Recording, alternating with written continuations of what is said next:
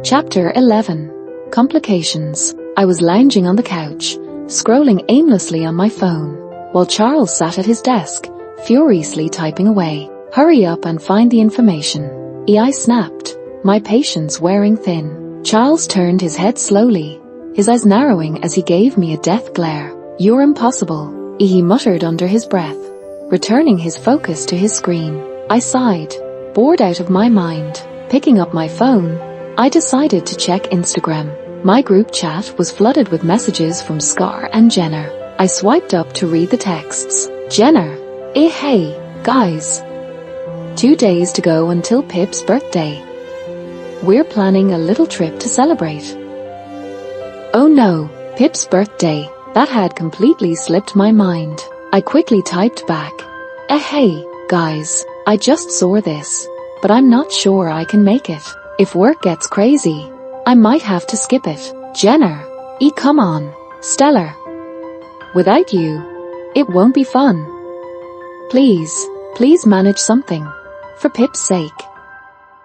Jenna: I really want to come, but you know the DT killer is still out there. Jenna: oh yeah, you're right. Don't worry, darling, if you can't come, we'll postpone the trip. It's no big deal. No, don't do that. You guys should go and enjoy. I'll join you next time, I promise. Jenna: fine. We'll plan a smaller trip to a beach nearby. Happy? I'm so sorry for missing this one. Jenna: Scar: wait, what did I miss? I was eating lunch. Jenna: STELLA can't come, so we're changing plans to a local beach. Before I could respond, Charles yelled my name, his voice booming through the room. Everett, can't you call me like a normal person? I shot back, startled. I already called you twice. Jones, he barked. Fine, whatever. What's the issue? He leaned back in his chair, running a hand through his messy hair. I can't track him. His location keeps bouncing. Africa, India, Israel, the Atlantic Ocean, Italy. It's like he's everywhere at once. I frowned. You've got to be kidding me. You're the best hacker I know. Well, even the best need the right tools. The culprit's a hacker too. He's planted a virus that scrambles his location constantly. To crack this, I need top-tier equipment, only available in Germany or Russia. My eyes narrowed as I studied him.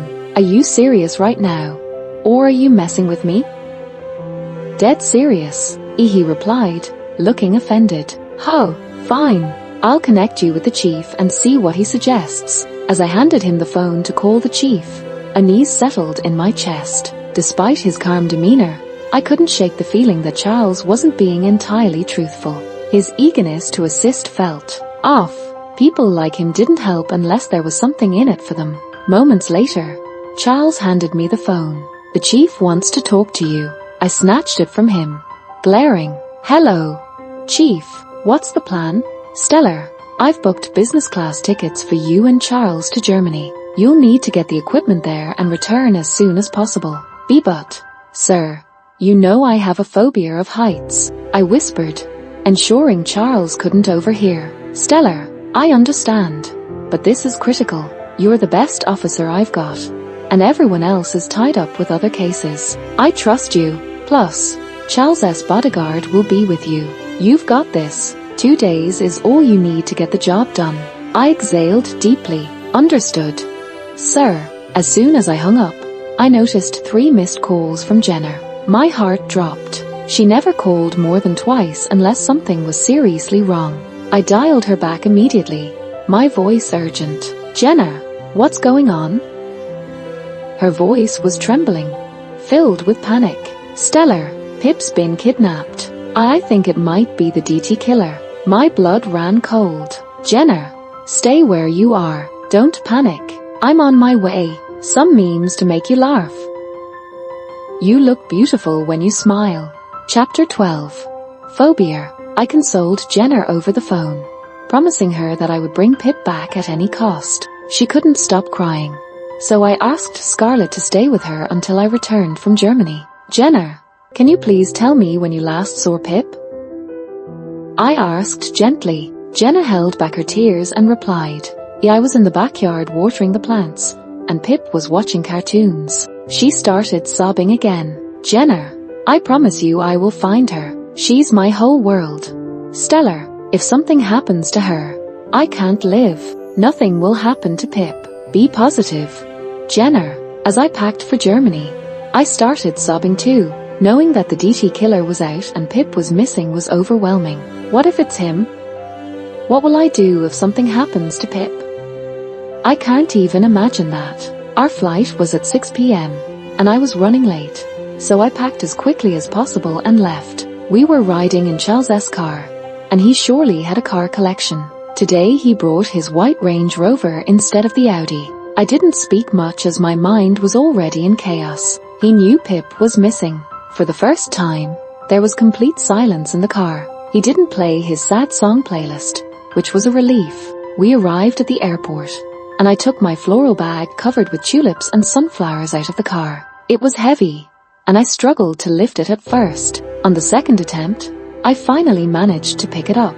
Charles snatches my bag from my hand and with a smirk says, "I missed the gym because of you today, so let me carry these bags so that I will make up for it." "Yeah, thanks," I managed to say with a sad face. I didn't know how I would manage myself on the flight. I was too scared. Also, what if I couldn't find Pip? My mind was flooding with negative thoughts. "Jones, you fine?" I don't reply but instead lift a thumbs up and let him know that I'm all good. He hands over our bags to Kyle, the bodyguard accompanying us. I don't know why, but he kept staring at me, and not a good one but the angry stare. We head towards the entry, get our luggage checked, and then we take our seats in the plane. Damn, the chief booked 2 seats next to each other. Charles snatched my bag from my hand and, with a smirk, said, "I missed the gym because of you today, so let me carry these bags to make up for it." "Yeah, thanks," I managed to say with a sad face. I didn't know how I would manage myself on the flight. I was too scared. And what if I couldn't find Pip? My mind was flooding with negative thoughts. "Jones, you fine?" Charles asked. I didn't reply but instead lifted a thumbs up to let him know that I was all good. He handed our bags to Kyle, the bodyguard accompanying us. Kyle kept staring at me, and it wasn't a friendly look but an angry stare. We headed toward the entry, got our luggage checked, and then took our seats on the plane. Damn, the chief had booked 2 seats next to each other. I had told him to book the seats apart, but he said only 2 seats were available. I got the window seat. Damn it, if I see the plane flying, I will surely faint. God, if Max were here, he would have managed to distract me somehow. I was so busy with everything that I didn't have time to talk to him. He must be worried if he knows I'm with this jerk. I thought about texting Jenna and Scarlet but couldn't. They were already worried about Pip. I didn't want to make them more tense. I asked Charles to switch seats with me, and he agreed, so we switched seats. But my anxiety was still at its peak. I couldn't calm down. I was sweating and couldn't stop shaking my legs. Thankfully, Charles had plugged in his headphones and was staring out the window. Better that way. He wouldn't notice my fear. The plane was about to take off. I closed my eyes tightly and crossed my fingers. I heard a voice. "Jones, don't be scared. It's fine. Plug in the headphones, and you won't hear anything. Let's watch a movie, okay?" I was too stunned. These words were coming from Charles? The rude, arrogant jerk was actually being caring. Klaus was scared of flights as well. I still remember the first time we went to France. I consoled him and distracted him by watching a movie, so I thought it might help Jones too. Although I hate her, I know what she's going through.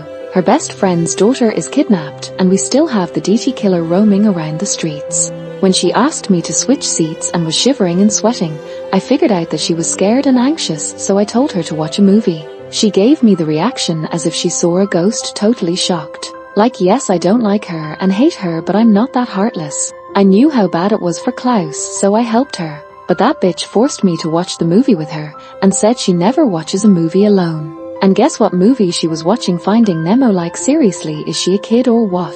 I regret my decision of helping her now. Asterisk sobbing asterisk, but I pretended to watch the movie and plugged my earbuds in. Of course, I won't watch a childish movie. After a few hours of flight, we finally landed in Germany. The city was so beautiful. Stella didn't know Germany, but I did, which means she will stick around me this whole time, as it's very important to know German. Everything here is written in German: metro timings, flight timing, directions, literally every fucking thing. We went for the lunch. There was a beautiful restaurant just outside of the airport which serves the best food and has its own traditional way of welcoming guests. I have been to Germany a few times, and every time I used to crash in here. Their food is so fucking delicious. Me, Kyle and Stella had lunch. Stella was vegetarian, so she ordered French fries, pizza for herself. I ordered chicken nuggets and chicken wings, and Kyle ordered the same. After having our lunch, Kyle went to search for the location where we can get equipment cheaper and better in quality. I was at the bill counter paying the bill, and Stella went to the washroom. She was acting strange today, like on the flight she slept instead of watching a movie, and she was sweating a lot. I also noticed a few teardrops rolling down her cheeks, but I ignored her, thinking maybe she was too scared so she slept, and maybe she had a nightmare so she's crying. Like, I honestly don't care. My phone buzzes in my pocket, and it's Jones. I pick up the call. Stella. I listen, search for a woman, and PLS send her to the washroom. Charles-a what whyy. Stella-stop asking questions and do as I say, dumb. Charles-e but there's no woman here. Stella-e Charles, there must be a customer or a waitress. Search. She hangs up shouting at me. I searched around the restaurant, but this restaurant only had male staff, and it was 11 a.m. so no citizens of Germany were in the restaurant. They have their lunch after 1 p.m. I call her back, but instead she hangs up. I figured out that maybe she's on her periods. While walking I saw a stain on her skirt, but I thought maybe it's something else. I know about periods as my mum told me about that shit. And even I helped my sister during her first period. It's so fucking gross. I quickly head to the nearest supermarket and start searching for pads and tampons. Damn, there were too many different types of pads and tampons available. I used to buy pads for my sister 10 years ago. Where did these tampons come from? I buy 1 pack of each type of pad and tampon. I go to the billing counter and pay for all of them. The owner was a man in his 70s, quite old, but he laughs and says, "You're buying them for your wife. You surely are a gentleman. I used to buy them for her when we were young." Excuse me?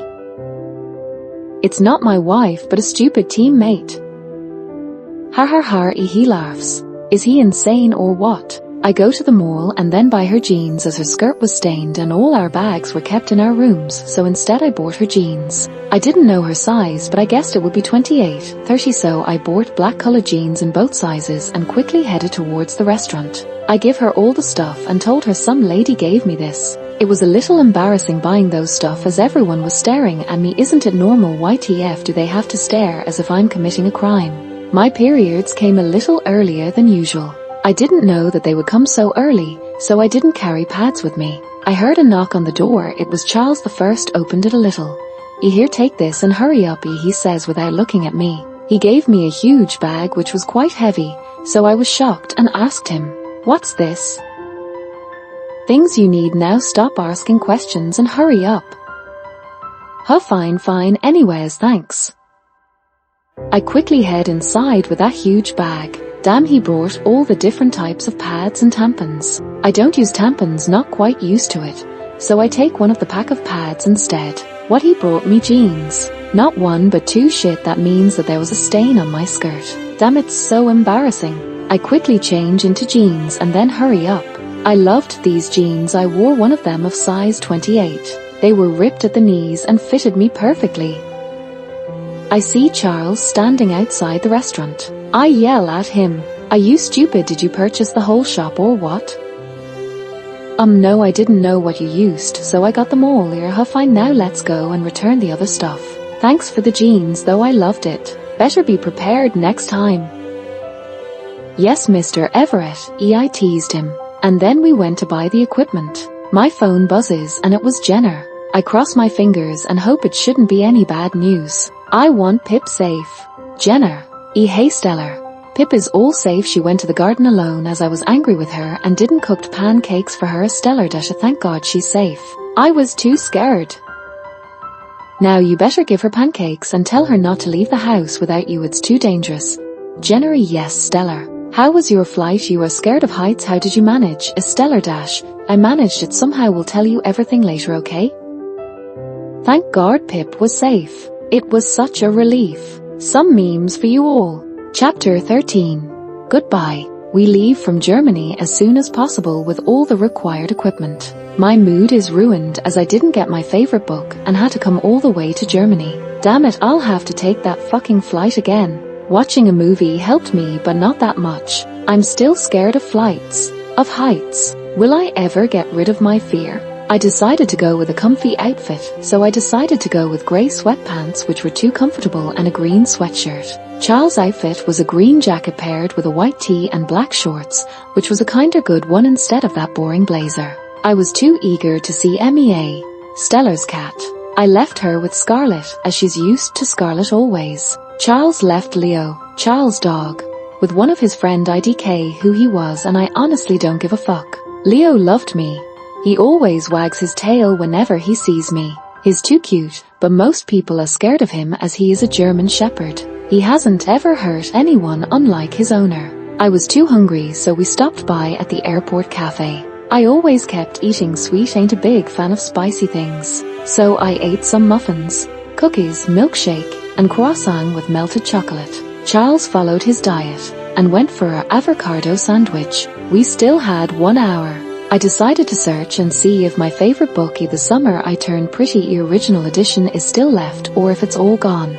I've been waiting for 3 years for this book to be published. I thought I would get my hands on it the very first day, but it's all fucked up. Books have always helped me to escape reality. Whenever I'm sad or feeling low, I either read book, listen songs, or sleep.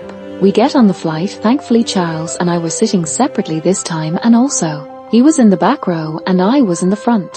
Kyle was sitting beside Charles. Charles had a window seat. I was at the corner. Beside me was a guy in his late 30s, who looked kinda weird. He kept on asking me questions and irritated me. I shouted at him, "Can you please shut your mouth?" I was too anxious. I didn't even knew what I was saying. He got angry real quick and stood up, pointed a finger at me and said, "You fucking bitch, do you even know who I am? The son of the one and only richest CEO. I could sue you." I wanted to smash his face, but my anxiety didn't allow me. When I stood up, I felt dizzy with the plane flying upwards. I couldn't think straight. He literally shouted at me, and everyone was staring at us. I tried to speak, but instead I felt nauseous and I was about to throw up, so I rushed to the washroom. I took a great 30 minutes sobbing and throwing up. After high school studies, I have never entertained any insults. I directly smashed their faces and kicked their ass, but today I was in the situation where I couldn't do any of it. Kyle informed me that he was yelling at Stella. I rushed towards the seat as I knew she must be scared right now because of her flight fear. I have known Klaus for years and still he isn't confident while taking flights. I see Stella rushing towards the restroom. The guy was standing right there. He had blonde hair, greenish eyes, and a slight fair yet tan skin tone. I shouted at him, "Is this the way you talk to a girl, Mr. Ben?" He smiles and laughs.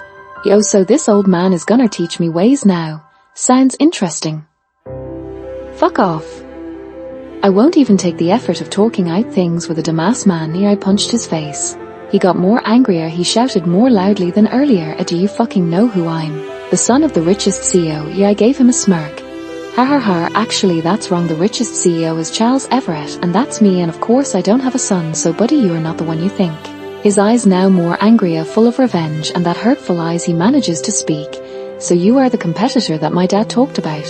Just because of you he stands second in the richest CEO, otherwise he's the best one. Easy there buddy, I doubt he's the best one until I exist." I laugh it off. "I'll get back to you fucker," he shouts and then goes to take his seat. I smirked and patted his shoulder, and then I switched seats with Stella. I sit beside Ben and Stella goes back to sit beside Kyle. She looked too pale and tired. I didn't talk to her much. I wasn't in the mood to talk to her. When I returned from the restroom, Charles was sitting in my place, so I asked him to go back to his own seat. But instead he placed his hand on the shoulder of the guy who was sitting beside me and smiled and said, "Actually he's my old friend. I met him after years, so let me have a little chat with him. You can go and take my seat, baby." I roll my eyes and go to take his seat. Cause if I even stood there for a minute I would faint. The seat near the window was taken by Kyle. I don't know why, but this guy seemed creepy. He always started at me. I start watching Gossip Girls. I plug in my headphones and increased the volume. After a few hours we reach L. Kyle carried all the bags, equipments, and all. Charles went to take the car out from the parking area, and I was standing here craving for the ice cream, almost drooling. Charles interrupts, "Are you gonna stare and keep drooling? Get in the car, baby." You, the most embarrassing moment. He saw me drooling. Man, I want to fucking hide myself somewhere. I go and take the vanilla ice cream with chocolate syrup. I knew I would be sick if I ate ice cream, but I don't give a fuck anymore. We reach Charles' office. He sets everything up and then starts with the hacking. I haven't talked to Jenna, Scarlet, and Max from 2 days, and it feels like hell. EVERETT sets up all the equipment and then starts his hacking. I genuinely don't believe he's a good hacker. I still doubt that he's a killer, but do I have a proof? He yells, "Jones, can you stop scrolling on your mobile and help me out?" He and rolled his eyes. "What do you need now?"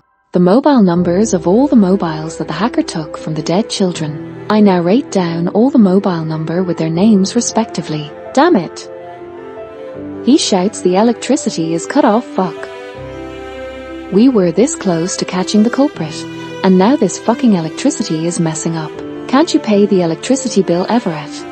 "Jones, I have already paid the electricity bill 2 years in advance. Stop yelling at me and find the solution." Oh. I call the electricity people and ask them to come over quickly. They take 30 minutes to arrive, and when they do, they head straight towards the electricity room to check the problem. Another 30 minutes to check out the wiring and all. And finally they speak up, and guess what the problem is? The door was left open. The rats made their way in and ate the wires. It's fixed now, so Charles rushes towards his cabin and starts his work again. Damn, he has to do all the procedures again, so I narrate him all the numbers, and then after a good 1 hour he gets the location. He was in Las Vegas, quite far away, so I call the chief and inform him about the location. Loaded my gun with the bullets and then rushed towards Las Vegas. Charles yells my name again. I want to smash his face now. "Jones, wait here, what the heck is wrong now?" "Nothing, the chief ordered me to accompany you as all your colleagues are busy." "Oh, whatever, hurry up then." We get in his Audi and then rush towards Phoenix. It seems like Charles was not driving but flying the car. It was 5 hours away, but with the fastest speed it took us 3 hours to reach there. When we did, we had to search for the cafe with name Kit Kat Cafe. And then when we got the cafe, the location changed to amusement park. We rushed towards the amusement park. Fuck, it seemed like he was at the park for his next target. "EVERETT, hurry up, he will soon kidnap another kid." We start running, and then when we reach the amusement park we search for the exact location. We reached the exact location. It was the backside of the amusement park, and we saw a muscular man wearing all the black clothes with a white cap and a face mask of some creepy cartoon. I pull out my gun and pull the trigger and warn him to not even move his finger. He runs as fast as he can, and so do I. EVERETT runs behind me, and finally I get to his shirt and grab him by his collar. His perfume was quite familiar, but I couldn't memorize where and on whom I smelt it. His mask was stuck to his face, and when we attempted to pull it out he shouted, "Don't you dare to touch it. Want me to shoot you instead, baby?" He removes his mask, which took 15 fucking minutes, and then finally we saw his face. It was him. Why would he do it? Is this some kind of mistake? I can never even dream about him doing all this. He can't even kill a fly. My eyes tear up and I couldn't handle the trauma. He stood there with tears in his eyes and a poor little smile. Why was he giving me that smile? Was he really the DT killer, or was I wrong? Did the DT escape again? But the location was still the same. Did he plant the cell somewhere here? Some memes for my little pink flags. Chapter 14. The culprit. Max was standing in the front and the location was the same. Did the DT killer planted his cell here? Did he escape, and why is Max here? I'm too confused. Max came forward and hugged me tight. He whispered they all deserved it. Stellar. I couldn't handle the trauma. My best friend, whom I trusted the most, the one who supported me always, was the killer? Who killed innocent children? I pulled out of the hug and made an attempt to arrest him, but instead I faint and fall down with a loud thud. When I wake up, all I can see is a hospital room with pink curtains, TV, comfortable bed, and a nurse inserting the liquid in my fore. I seriously need to work on my panic attacks. Every time I'm shocked I faint. Neither Charles nor Max was here. I couldn't believe Max, the most loving and the best guy who wouldn't even hurt an ant, killed so many innocent children. I pull out the fore, change quickly, and then head outside. There they were standing at the counter and probably filling all the details and paying. I take my gun out and point it at his head. Max was too stunned. But this wasn't him. It couldn't be him. How can Max kill so many children? No, this is not him. This isn't my best friend. Max. Stella, calm down. I'll explain everything PLS, darling, he said with his puppy eyes. Stella, don't you dare call me that. You are not my best friend. My best friend isn't like this. He would never hurt anyone, but you killed so many children. I put the handcuffs on him and then took him out to a hotel to investigate. I haven't yet informed the chief that we got him. Charles accompanies me as well. Stella. Fucking start with you story. Why did you kill them? And what was it that you wanted? I yell loudly at him. He looked nervous but not at all guilty. Was this the Max I knew?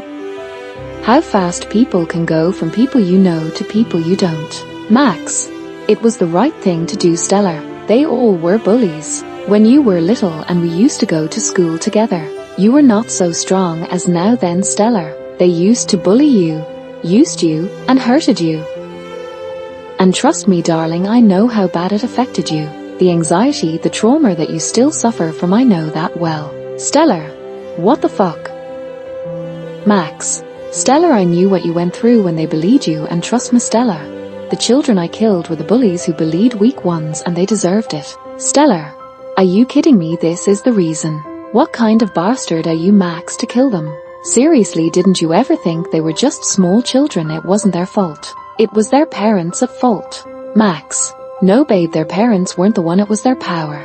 Their strength that made them strong, and they thought they could use and bully anyone. They were monsters, Stella, and if they grew up they would have got worse. Stella. Fuck it, tell me what they did. Tell me one fucking good reason that they deserved it. Start one by one. First tell me about the first victim. 6-year-old girl Lily. I yell loudly and stomp my feet and place my hands on the table. Max. You really think of her as an innocent one? She bullied more than 5 kindergarten girls and took their lunchboxes and punched them. Took their pencils and all. Still think of her as innocent? Stella. And no, she wasn't innocent, but that doesn't mean you have the right to kill her, Max. Max. You know when they used to bully you and I wasn't strong enough to protect you. They used to bully me too. I regret each and every moment of not being able to save you from that trauma, baby. That fucking moments caused me more stress and trauma. Cause I wasn't able to protect you. Suddenly my eyes tear up and all those moments come back as if I'm still there being bullied. If and only if I had to protect myself, those children wouldn't be dead. Past flashbacks. My mom gifted me shoes. Pretty white floral shoes. They were my birthday gift. I loved them and always made sure to not put any dirt on them. Jenna and I were friends back then too. She was shifting before that. Her mother gifted me a school bag, which was quite cute and had a unicorn on it. I wore them to my school. Max was already standing at the gate waiting for me. His dad used to drop us together and then my mum used to pick us up. I got in the car with Max and then his dad dropped us at the school.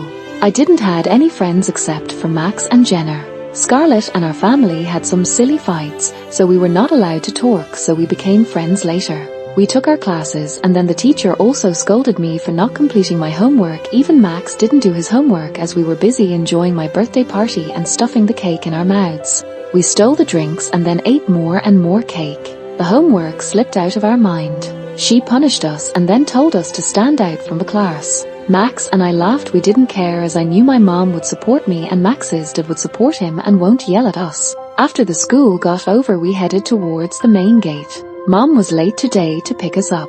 We were waiting and ate ice cream, but instead a group of the senior girls came and stomped on my new shoes. Can't you stand aside, bitch, you ruined my whole mood. I was too innocent back then, so I simply apologized. But she didn't stop.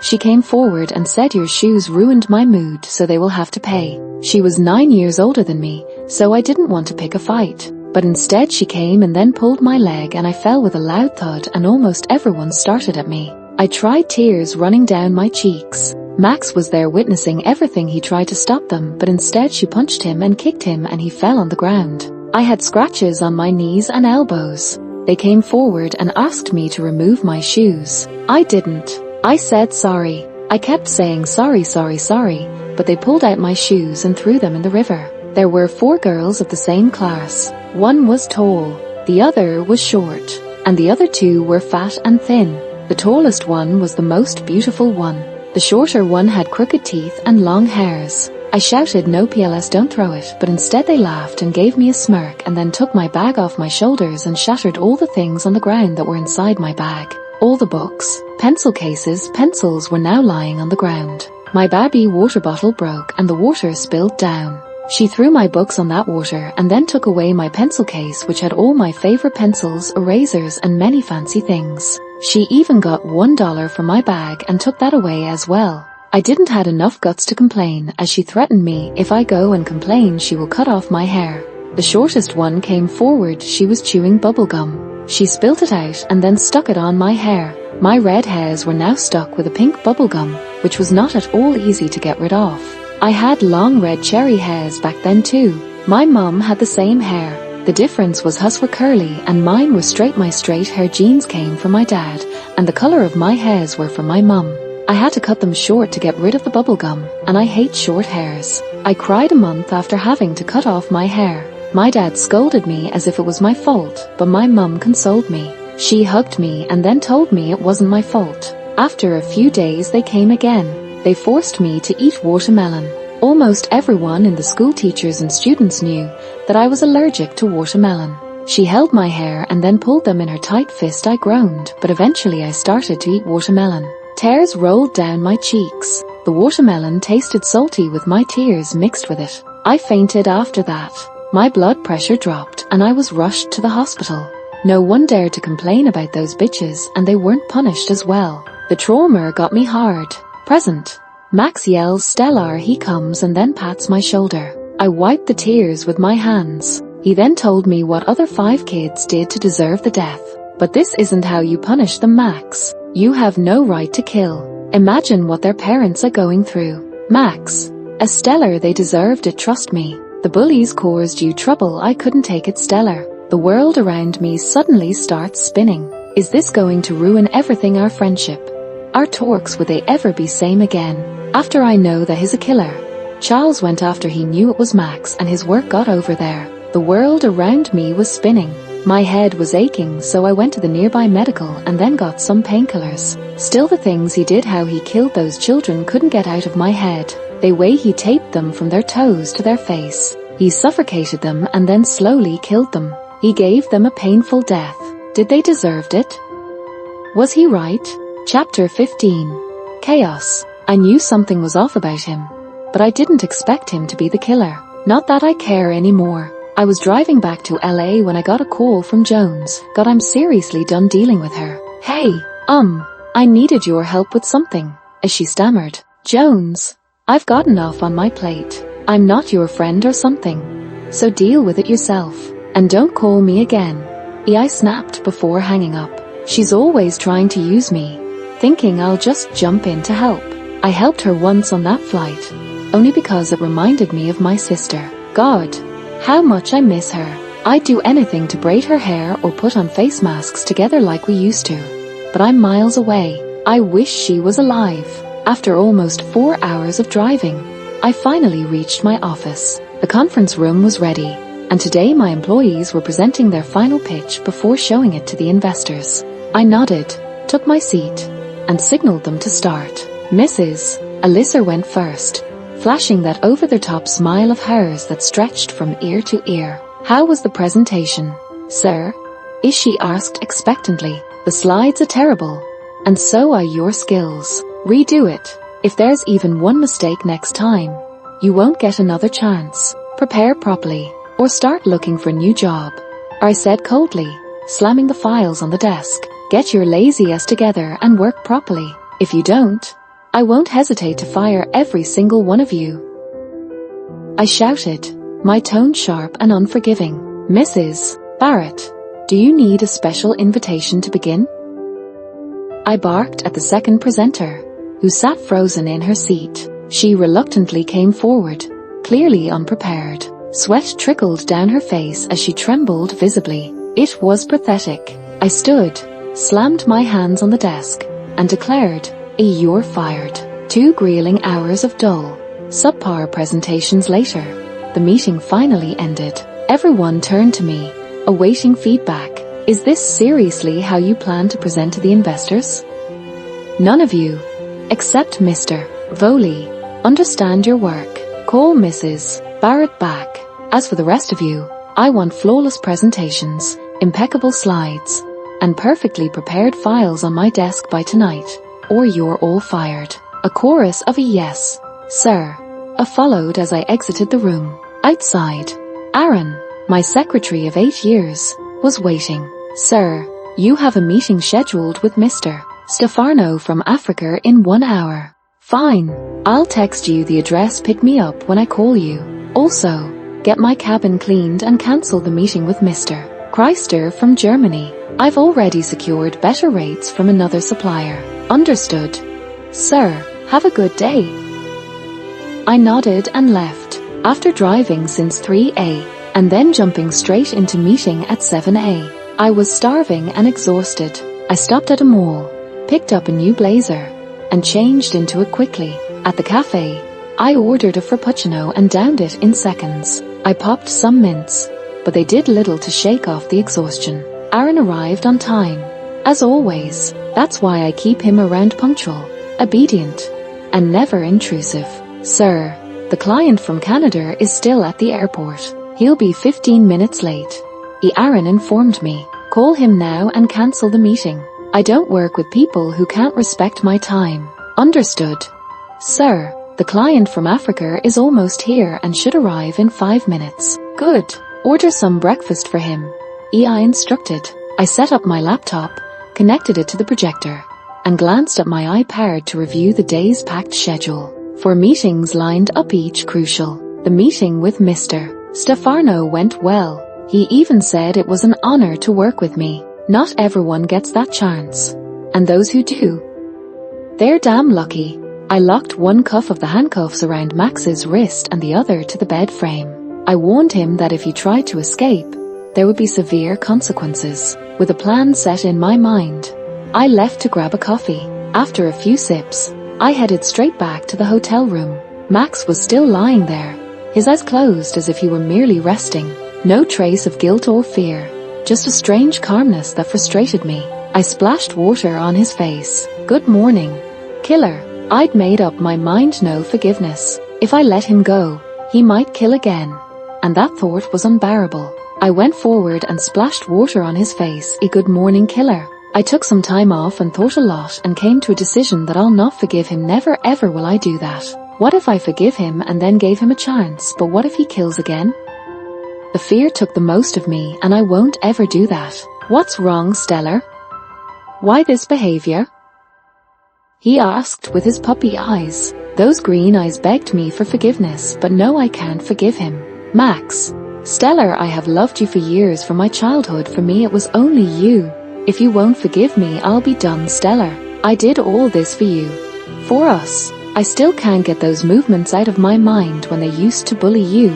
I didn't wanted anyone to go through that, Stella. Those girls I killed were the bullies. He sobbed. Max.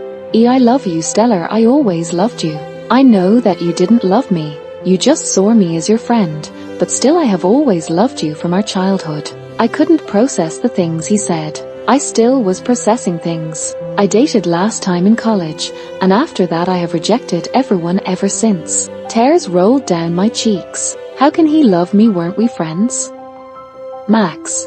Don't worry, Stella, I know you are stressed. But trust me, I know you don't like me. You have seen me as a friend all these years. But baby, I would rather die than be away for you. I fell for you when I didn't even know what love was. I didn't ever confess, as you had someone back then. But now there's no one, Stella. I want to be with only you in future. I'm gentle, Stella, but if anyone lays a hand on you, I will kill them.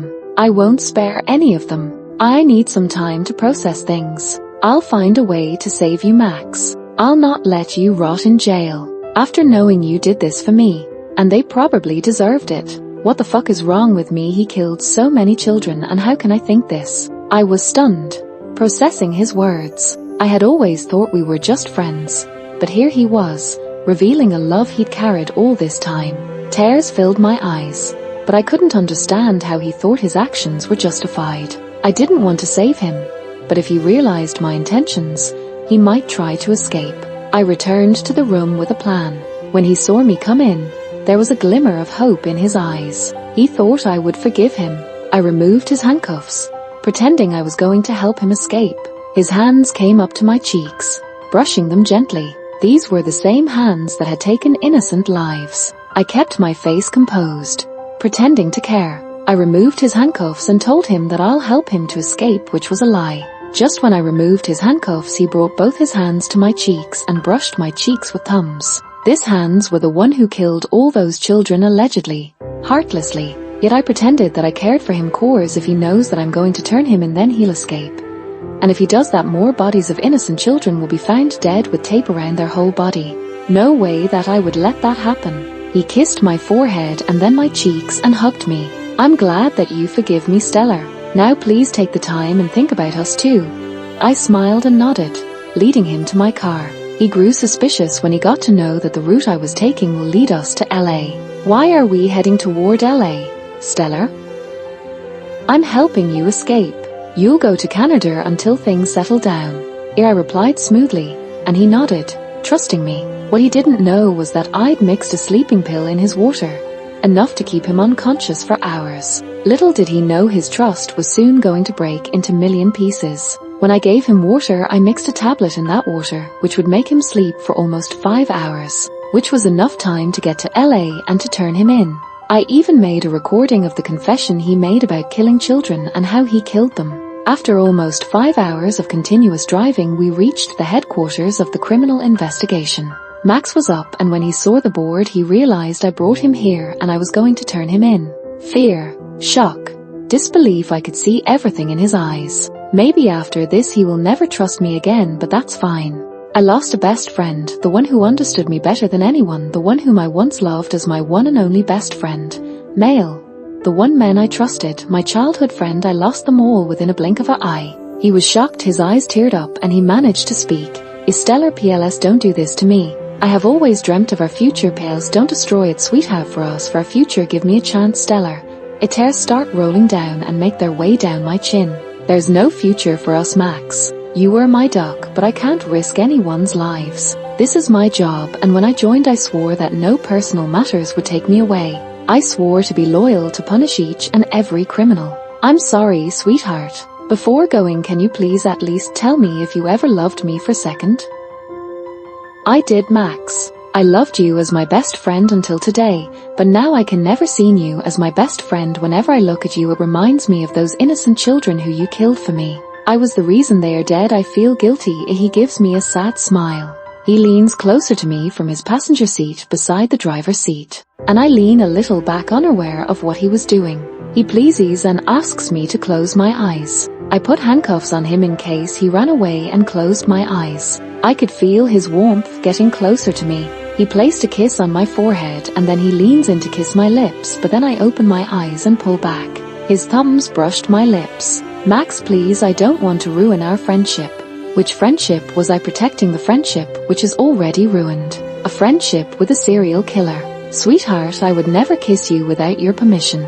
I have loved you always and I will. If you want me to be in prison, I'll gladly be there without any question, Stella. My love for you is undefined. I chuckled forcefully. My duck, I love you as my best friend, but I don't think I'll ever be more than friends with you. I'm so sorry for that. But move on, I trust you. I know you will move on. I'll always be your friend, but can't be anything more than that.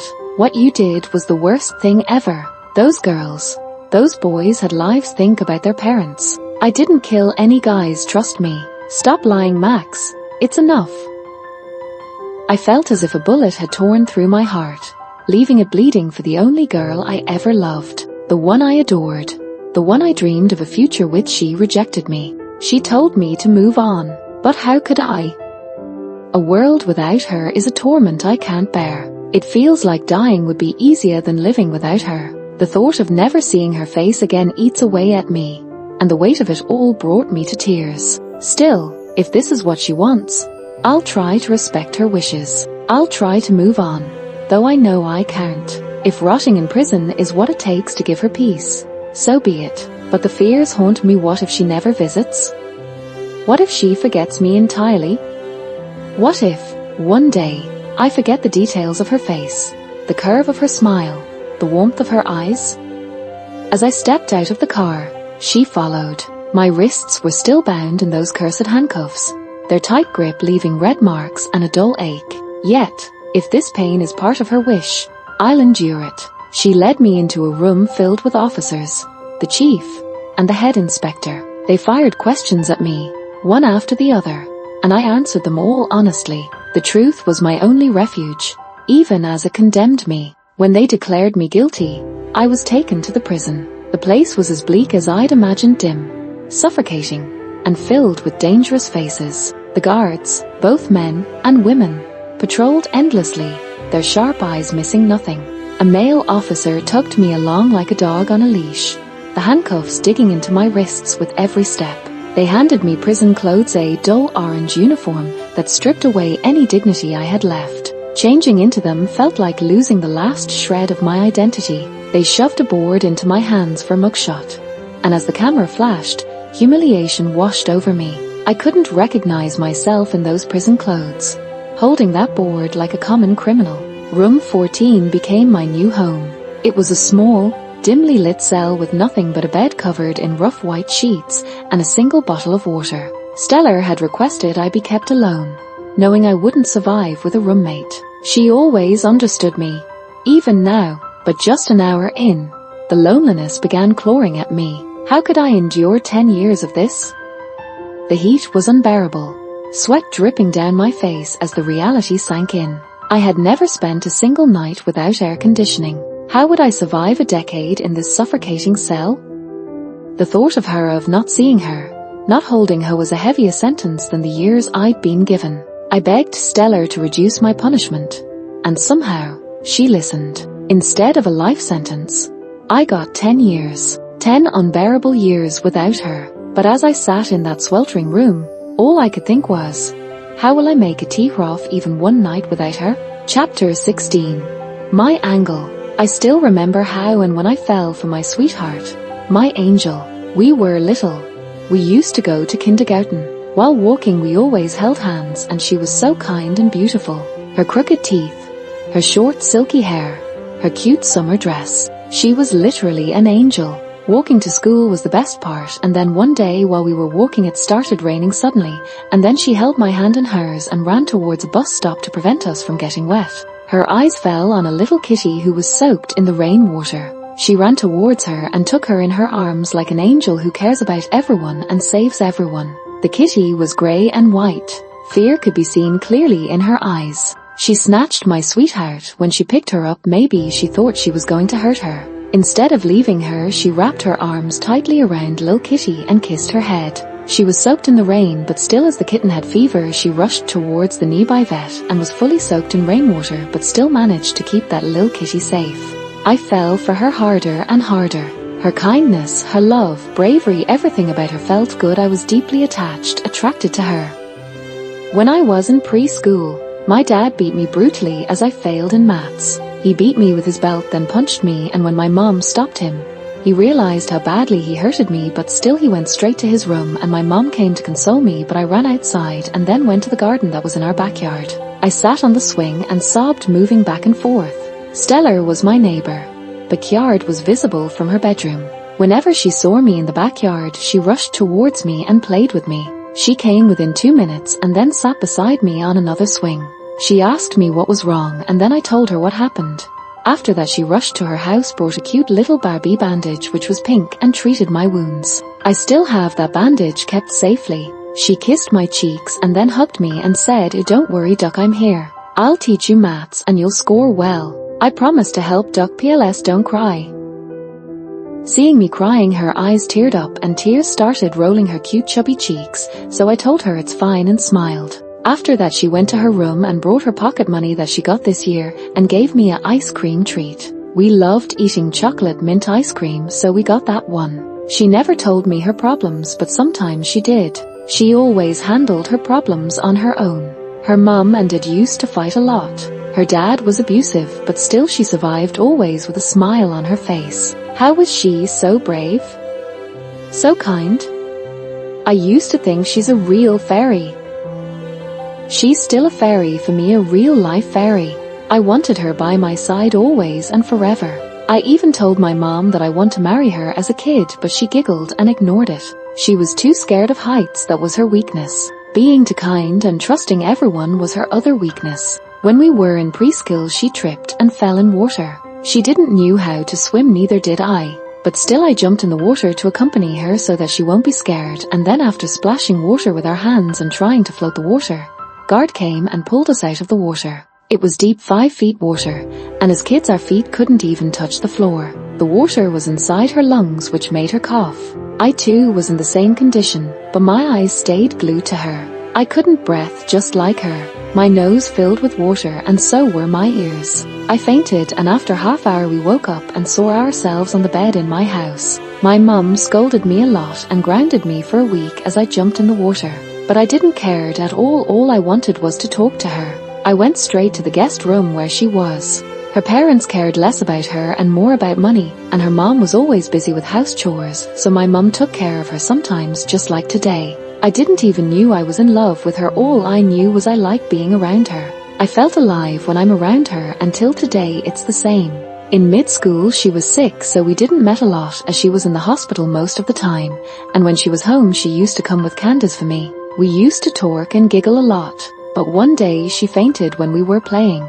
I couldn't process things. I yelled for my mom, and then she came and carried her to the hospital. She was unconscious. Seeing her like this hurted a lot. Her mum rushed to the hospital, and then my mum forced me to come home with her. While playing I pushed her a little while playing tug of war as a game, maybe that's the reason she fainted. I didn't know what happened. She had a habit of making pinky promise before leaving. I asked her to promise me that she'll get well soon and come home soon. She promised me, but still she was in the hospital for 6 months. The doctors couldn't find what was wrong with her. What was she suffering from? It took them almost 3 months to figure out her disease. After lots of blood tests, x-rays, and CT scan, they started her treatment, but she was allergic to some medicines, so she kept on puking and lost her weight. She lost her appetite as well. Then it took them another 2 months to find which medicine suits her after a lot of experiments. After that she took a gap in studies and focused on her medications. I used to visit her every day and play with her in the PlayStation, which was in the hospital. We used to lay together on the bed and watch her favorite movies, Finding Nemo, Mermaid, and other Barbie movies. She fantasized mermaids a lot. She loved them and wanted to be one, but she was scared of waters. She even got a mermaid costume when she was in kindergarten. She always thought that mermaids were real. We used to go to the beach and fantasize the water and build castles. I never went into the water as she was scared. I didn't want to leave her alone at the shore and go. That would make her feel lonely. The 4 attached to her hand made me sick. I knew it was hurting her, but she always had a smile on her lips. She knew I loved strawberry milkshakes. She used to ask her mom to make that for me, and then we used to drink them together. Her smile was dull, lost its spark, but yet she survived. It stings how badly I wanted to be beside her, but my mum locked me in my bedroom and never let me near her later, as she thought that her disease would affect me and I'll get sick as well. I used to sneak out sometimes and then go to meet her, but my mum used to scold me and beat me. Why was she the one who was suffering? I wanted it to be me. I can't see her suffer like this. I always questioned God, why is she suffering? She was so kind that even when she was suffering she took that little kitten in with her. She cared about that kitty and kept beside her on bed. She always was so caring.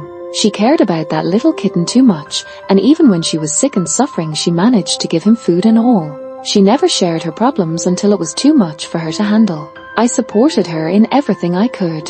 I went to meet her. The 4 still attached to her hands, making her veins and hands swell and red. She cried and begged the nurse to remove the 4, but no, that nurse didn't help her. That was the first time when she cried in front of me. The smile disappeared from her face. She was hurt. She wanted to give up, but still she survived. Her mum used to visit her at night to sleep with her. She was all alone in the daylight, staring at the ceiling, and the urge to get out of that room. She didn't have strength in her at all. She could barely stand, but still she smiled. Her smile was the thing that helped me survive. The hope that she will get well soon and will soon go to school together. School without her was boring and hectic. I used to cry and skip school most of the days. She was diagnosed with tuberculosis, TB. Her immunity was too low. She lacked calcium as well. She was too tired of all the blood tests and all. The medicine they gave was worst, but still she took them for her to recover. It had some side effects as well, but the doctor gave her the aloe vera juice so that it will reduce the side effects of the medicine. I was lost in her sweet and sour memories when I heard a woman calling my name. It was lunchtime. The lunch there was tasteless, not good at all. We were supposed to hear towards the dining area. We got there, but I couldn't eat anything. My appetite was low. I just sat there staring at the wall and wondered when I'll see my sweetheart again and how she is handling all this. After STELLA shifted, they bullied me a lot. They splashed dirty water on me, tore my books, pushed me off the roof, which gave me a head injury. The scar is still there just above my eyebrow. I started being alone, not talking to anyone, not even my mum. The bullies and STELLA had a huge impact on me. I was just 11, but it hurted. I didn't spoke a word to anyone except when my dad asked me to. I knew if I didn't answer to him, he'll beat the hell out of me and punish me. I was not doing well academically. When I turned 18, my dad taught me how to hack. Simple steps like how to change the location, how to get access of other people's social media, and many more. I had zero interest in that, but my dad forced me to learn that. I used it to change my location, but somehow Charles found me. That jerk, if only it hadn't been him, I would have been living happily with my sweetheart. I'll always return to her, to my first love. I'll never ever move on from her. She'll always be the one who will get a place in my heart. But I wonder if out of the blue I'm losing her too. That's the worst nightmare. After being appreciated for the first time in my life by Chief, I felt a little happy, but I was more sad. Guilt and grief took over me. Chief arranged a party for us as we successfully caught the culprit. It's supposed to be on Sunday, and he sent an invitation to Charles too. I walked towards the orchids. I didn't felt like taking a cab or drive. I felt sad and I wanted to walk. I didn't cared about the time or if it's safe or not. I wanted to walk. To go somewhere where I won't be any trouble. Those children lost their lives because of me. How can I sleep after knowing this fact? I stopped by a bar. My tolerance level is worst. I don't drink much, but when something hurts I do. As usual, I first text Scarlet that I'm drinking and text her the location. I don't trust any men, so I always do this before. I don't text Jenna as she will scold me a lot. She's the mummy of our group.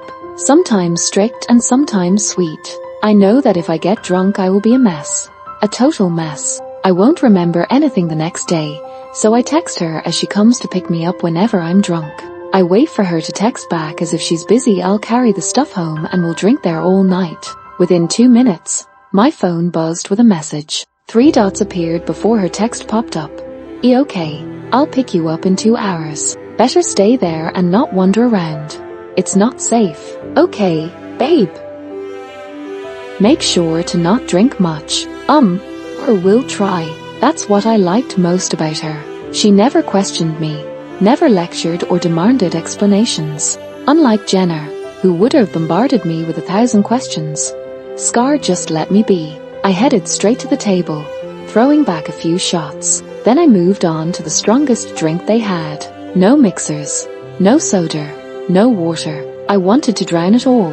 The memories, the pain, the regret. Each burning gulp was a temporary escape, numbing me piece by piece. The bar was packed. Music pounding in the background, but I barely noticed. A guy with blonde hair and piercing green eyes slid onto the stool beside me. I glared at him. What? I snapped, the irritation clear in my voice. He smirked, leaning closer. Nothing. Babe, I'm not your babe. Shut the fuck up, or I'll kick your ass. But instead of backing off, he leaned in further and brushed his hand against my cheek. The touch sent a wave of nausea through me. You, don't touch me. I hissed, shoving his hand away, but his smirk only grew. My heart started pounding as the past flashed before my eyes. A memory I tried so hard to bury surged to the surface. and panic began clawing its way into my chest. I stumbled to my feet, but he stood too, stepping toward me with every shaky step I took back. "Get lost!" I yelled, but my voice was weaker than I wanted it to be. My head spun, and my legs felt like jelly from all the alcohol. "Where the hell is Scar?" I kept backing up until my back hit a wall. My breathing quickened as he closed the distance between us. Desperation bubbled up, and I flipped him the middle finger. "Fuck off, motherfucker. Take one more step, and you'll regret it." He laughed mockingly. "What are you gonna do, babe? You can't even stand straight." I wanted to scream as he grabbed me, his hands firmly gripping my waist, pulling me against him. The flashbacks hit harder. The fear, the helplessness, the dark memories of a night I never wanted to relive. Not again. Summoning all my strength, I swung my leg in an attempt to kick him, but I missed. He just smirked, his grip tightening as I struggled against him. "Let me go!" I yelled, but my voice was swallowed by the crowd, too busy drinking and laughing to notice. He hoisted me up, his hands under my arms, dragging me toward the stairs. Panic surged. He was taking me somewhere private, and I couldn't let that happen. At the top of the stairs, he tried to push me into a room. I braced myself against the doorframe, placing my hands on either side to block his way.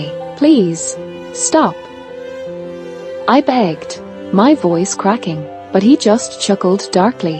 "You're too sexy to stop, babe. Even if I wanted to, I can't. I'm going to fuck you so good, you'll beg for more." His words made my stomach churn. This wasn't happening. I couldn't let it happen. Summoning every ounce of strength, I swung my knee up, aiming for his groin. This time, I hit my mark. He doubled over, groaning in pain, and I shoved past him, stumbling down the stairs. But my feet slipped, and I felt myself falling. My eyes squeezed shut, bracing for impact. Instead, I felt a strong grip on my waist, stopping my descent. My heart raced. Was it him again? "Please, no," I whispered, barely able to open my eyes.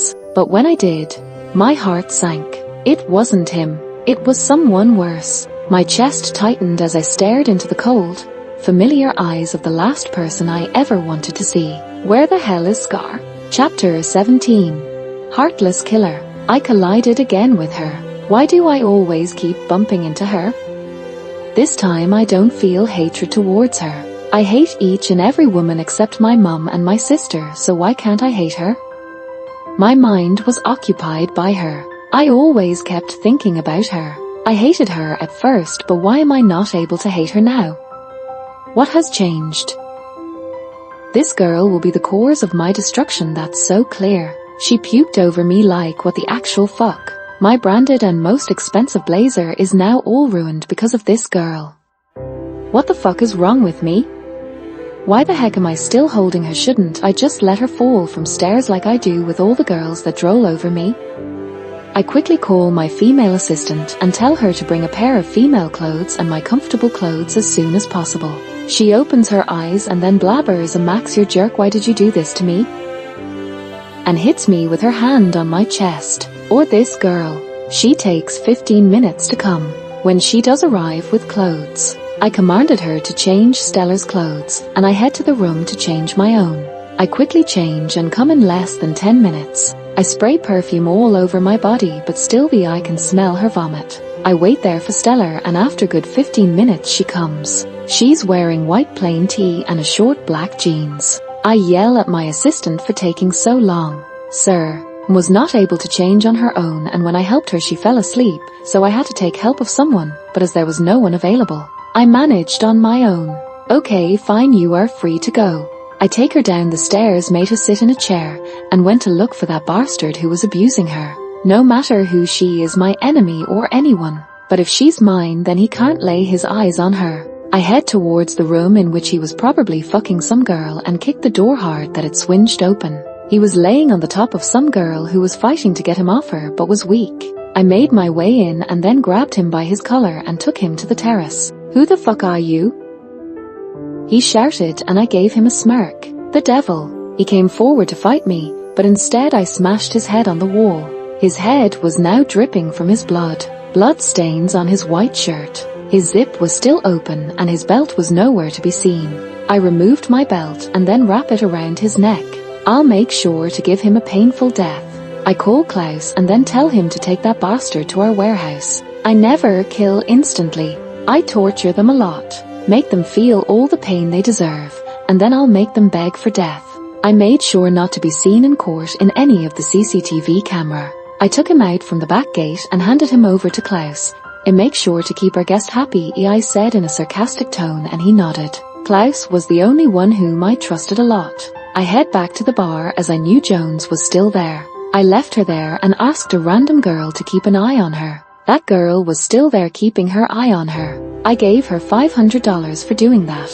Stella passed out and was lying there on the table with her eyes shut. Oh my god, how fucking gorgeous she was looking. Her cute pink lips. Her hair fell over her eyes. Wait, what the fuck am I thinking? What the heck is wrong with me? I need to talk to Klaus, I'm doomed. I carry her on my bag with her heels in my one hand and her bag in my another. Her phone beeps and a scar and name flashes which had a white heart emoji and a pink tulip beside it. I keep Jones carefully into the backseat of my car and then answer her call. "I'm so sorry Stella, I'll be right there in a few minutes, please make sure to not drink much." Some things came up so I cut her off in the middle before she starts her whole speech. "I'll be there at her apartment in 15 minutes. I end the call and take my seat beside her and gave driver the order to drive. Yes, until and unless I gave them the order they won't do anything. They are loyal. They know how much I hate when someone betrays me. No one has the balls to betray me, and if they do I'll make sure to make their life hell." I sat near the window while she was laying beside me. She looks so adorable and cute while she's asleep. Her innocence can be clearly seen. Her hairs were again on her eyes. I leaned forward and tucked them behind her ears. I slightly touched her cheeks by mistake and they were so soft, just like a flower. A flower who had thorns but was so beautiful. A rose. A glimpse of sadness could be seen. It was obvious that she would be sad as her best friend turned out to be a heartless killer. How can that jerk kill those children? It made her so sad. I remove my coat and keep on her thighs. She was wearing shorts so her huge thighs were visible, and I'm not a pervert so I cover them with my coat. Wait, why the heck am I thinking about her again? Why? Am I insane? I need to take the best psychologist appointment, none other than my best friend Klaus. Something must be wrong with me. We reach the orchids and I give her a piggyback ride on my back till her apartment. I have never touched a woman and never been so close to a woman. Then why her? Why am I giving her a piggyback ride? What's wrong with me? I stand outside her apartment. I didn't knew the door lock and Stella wasn't in the situation to enter the lock. I tried waking her up by patting her cheeks but failed multiple times. So instead I carry her to my penthouse and carefully lay her on sofa. One of her leg was on sofa, another was hanging down. Her mouth wide open, her messy hairs and soft pink lips. I made an attempt to close her mouth but she kept opening it again and again. Wait, what am I doing? I should not get close to her. Something is surely wrong with me. I have never ever brought a girl in my house. She's the first one whom I brought here. Why did I bring her here? I must not be in my senses. I take out her mobile from my pocket. After her friend called I slipped it in my pocket. Her number was saved in the emergency contacts. So I quickly call her. Didn't I told you to be at her apartment in 15 minutes? I'm standing right outside her apartment. She yells. How dare she yell at me, bitch? Seems like you don't care about your friend. If you do, better don't yell at me. Sorry, where are you exactly? She asks. I'll be there in 2 minutes. If you disappear again, then better don't blame me. This time I carry her in my arms and get down to her apartment. I can see her friend standing there. She makes a EOE after seeing me. Am I a ghost? What's with that reaction? What? I ask. In nothing, I will take her from here. Thanks, she says with the ugly smile on her face. I slowly put her down and then she wraps her hand around her waist and carry her to her bedroom. I head back to my penthouse. I gave Leo his favorite dinner and head to the bed. I was too tired to have dinner, so instead I slept without eating anything, but I drank Coke. I always drink soft drinks rather than food. 1 hour passed, but I wasn't able to sleep. Her thoughts kept haunting me. I could only think about Jones. Why the heck is this happening? I woke up and went to the balcony and lit up my cigarette. I didn't smoke earlier, but after some tragedies I ended up smoking and drinking. I place the cigarette between my lips and inhale. When I exhale, there's smoke all over. Leo came and slept on the swing in the balcony when he saw me standing there. He stood when he saw the smoke and came to me and started pulling me by my trousers. He probably wanted to play, so I threw the ball and told him to bring it back. I still remember the puppy Leo. He was abandoned by his family as he was sick. He was lying at the edge of the road, soaked in the water and sad. I took him to the vet and treated him. I was so angry, I couldn't even imagine how they abandoned this little puppy. If they were not capable of taking care of him, then why did they got him in the first place? He was a German Shepherd. For a few days I waited for someone to adopt him, but then we got attached to each other, and so I decided to keep him with me. He was too sick and it took him 3 months to recover after proper treatment and care. He was so attached to me that when Klaus yelled at me he barked at him and was about to bite him. Too sensitive. After playing with Leo and watching a horror movie, I fell asleep at 5:00 a.m. I removed my t-shirt and sleep with my shorts on. I texted my secretary that I will come late at 12:00 p.m. tomorrow. I heard doorbell ringing continuously. Who the heck is disturbing me at 9:00 a.m.? I ignore the doorbell and sleep again, but still it keeps on ringing. I came downstairs from my bedroom to open the door. I can see her standing at the door from the camera. Carelessly, I opened the door. She swings in and I could see anger on her face. Why was she angry? What did I do now? What the heck did you do, Everett? Everett from her sounds so fucking good. What did I do, Jones? How did my clothes changed? She was thinking that we slept together, so instead of revealing the truth I decide to tease her a little. Oh, that we had a little fun, Jones. She comes closer and tightens her grip on my collar. Everything in detail, Everett, or else consequences won't be too good. Oh fine, Jones. So first you were drunk and begged me to take you home, so when I was carrying you home we had some moments in the car. What the heck, you are such a jerk. Didn't you knew I was drunk? How could you dash? I stop her in between and then tell her the truth. She was stressing a lot. Chill, Jones, I'm not a pervert. You were drunk, so I helped you get here and you puked all over me. Our clothes were ruined, so my female assistant changes your clothes. Thank God. She's relived now. She sits on the sofa and then puts her hand aside. Your jokes are worst, Everett. Better don't joke next time, or okay, love. Wait, why the heck did I call her love? Probably I said it in a sarcastic tone. But is it true? I need to hurry and meet Klaus now. I grab my keys and head towards his office to meet him. Chapter 18.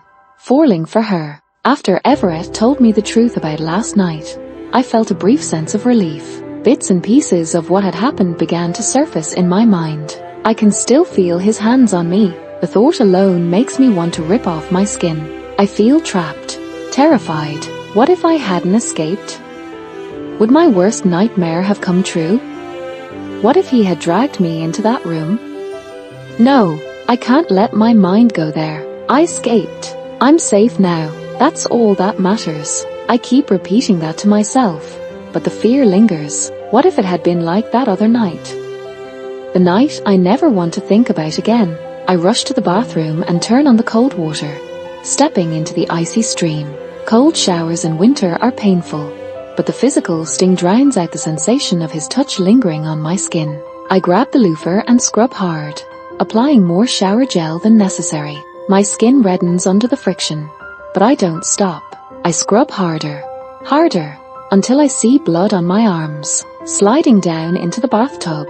I close my eyes and let the water mix with my tears. The bathtub has always been my sanctuary when I'm scared or sad. Here, my tears are invisible, hidden. I don't want to know I'm crying. I don't want to feel weak. 4 hours later, I emerge from the bathroom wrapped in a bathrobe. My reflection in the mirror is unbearable. Why am I so weak?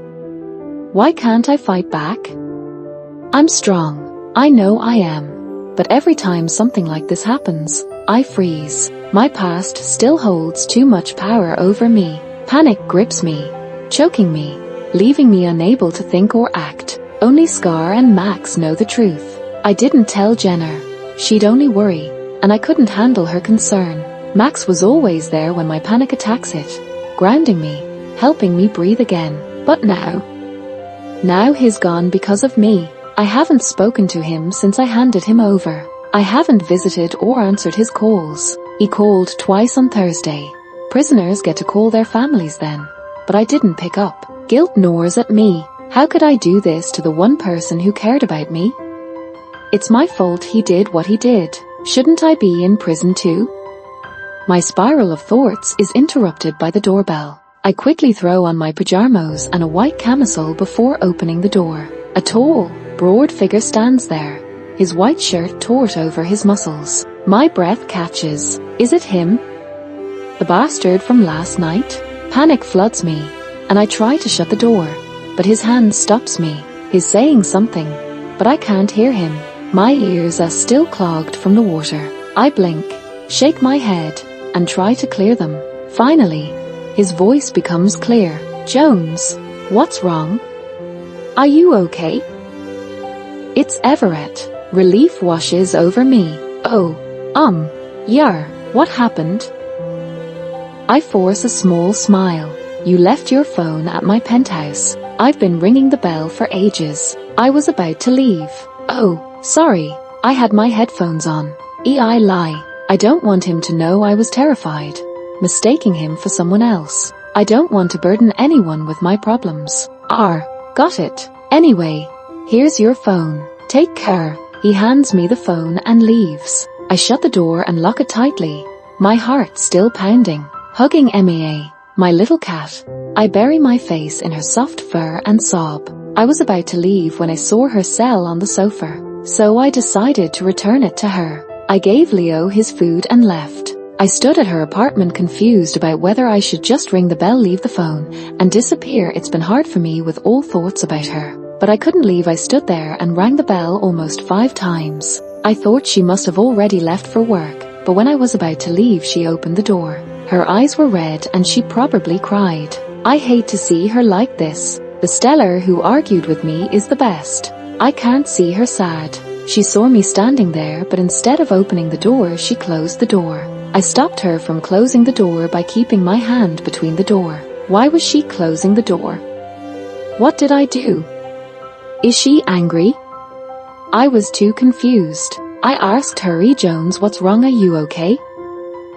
And she said that she was listening to music so she couldn't hear me. I could easily figure out that she was lying. She was scared she heard me and she even saw me. Did I scare her? I hand her the cell phone to her and head towards the warehouse. I need to take care of that bastard. He had raped more than 50 girls. I won't give him an easy death. He doesn't have any family, so no one will file a complaint about him being missing. This is the guy I was searching for more than a month. I tell my driver to take us to the warehouse, which was located 2 hours away from here. I made sure that he won't be able to escape. I kept him surrounded with 5 men, and they tortured him continuously as per my orders. I take slow steps into the warehouse with cigarette in my fingers. I toss the cigarette into the dustbin and enter the warehouse. That bastard was tied tightly to the chair. I asked Klaus to be there, so he was there torturing him by pouring hot burning water on his face, which made its way to his nose, and his whole face turned red, which was the way we tortured most of the people. What's this, Klaus? Special guests should get proper treatment, don't you think so? I made my way towards him, and then I removed the knife and gave a slight cut on his neck. He groaned with pain. Enjoying? I asked with a smirk. You know I would have enjoyed if I would have fucked your girl. She surely has a hot body. This bastard laughed. Seems like you are not enjoying it. If I hear one more word about any girl, I'll make sure to give you a painful death here itself. Oh, as soon as I'm out I'll fuck her, and you won't be able to stop me, buddy. Lay a finger on her or any girl, and I'll show you how many limits I can cross. I take his hairs into my fists, which makes him yell. His words were like a bullet that was shot into my heart. How can he think of a girl like that? They aren't his toys or puppets. I asked Klaus to bring some chili flakes, and then I sprinkled it on his skin, which was burned. I kicked him hard and he fell on the ground with a loud thud. He groaned as it was hurting. Of course it should hurt. I give him 5 minutes and after that I again put his face in the burning water and then I sprinkle chili flakes on his face. Klaus, I'm thinking, how about we chop his hand and fingers and then we also chop his whole body? I said this to make him scared, but if he says another word I'll make sure to chop his hands. Ha ha ha, you think I'm scared? Nobody. I know you don't have enough balls to do that. I'll be free in few days and then I'll fuck your girl. Damn her body, I can't stop thinking about her. Klaus, can you bring me those things we used to chop the fingers of other people? Yes, sure thing. He brings me the knife we used to cut the fingers of some people. It was very sharp. He laughs. This bastard is not scared at all. I keep his hand on the table and then carefully chop his pinky finger. He groans loudly. It surely hurted. I'm sorry, I won't ever look at any girl. I know what you can do, please spare me. Spare you? Never, buddy. His scared mission accomplished. Now I will torture him, bleed him, let him heal and then torture him again. I left and told Klaus to take care of him.